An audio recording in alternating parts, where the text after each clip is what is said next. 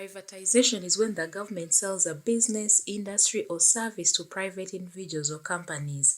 In simple terms, ownership moves from the public sector to the private sector. For example, imagine the government owns a football club and decides to sell it to a private investor. That is privatization. So during the 1980s and 1990s, the UK government sold many state-owned businesses. Examples include British Telecom, which was privatized in 1984, British Gas privatized in 1986, Royal Mail privatized in 2013. The opposite is called nationalization, and this one happens when the government takes ownership of a business that was previously privately owned. Why do governments privatize businesses? First, greater efficiency. Private businesses aim to make profits, and because of this, they are usually under pressure to reduce waste, cut unnecessary costs, and improve productivity. Government-owned businesses may sometimes become less efficient because they do not face the same pressure to make profits. Second, more investment. Private companies can raise money by selling shares or borrowing from investors. So governments often have limited funds and may not be able to invest enough money to modernize businesses. Thirdly, more innovation.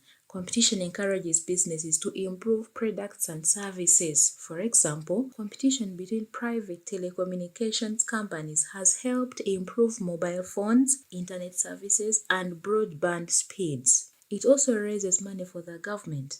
When government sells state-owned businesses, they receive large sums of money.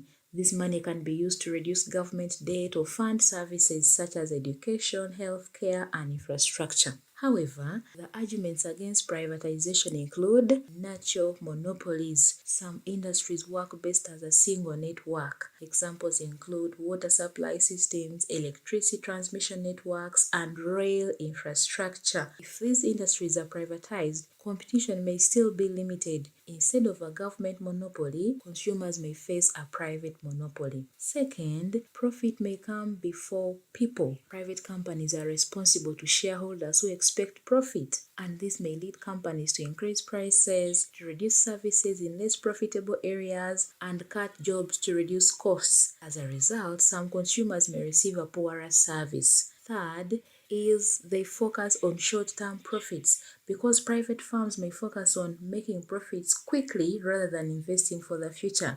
Critics argue that some privatized utility companies paid large dividends to shareholders while failing to invest enough in infrastructure. Fairness concerns. Sometimes governments sell businesses at prices that critics believe are too low, and if this happens, investors may make large profits while taxpayers receive less value for assets they originally owned. So privatization tends to work very well when there is strong competition among firms, when government regulation is very effective, when the industry is not a natural monopoly, and when consumers can easily switch between providers. However, it could be less successful when one company dominates the market, when regulation is weak, when essential public services are treated purely as profit-making businesses, and when consumers have little or no choice. Therefore, the real question is not whether privatization is good or bad. The important question is, under what conditions will privatization improve efficiency while protecting consumers and the public interest?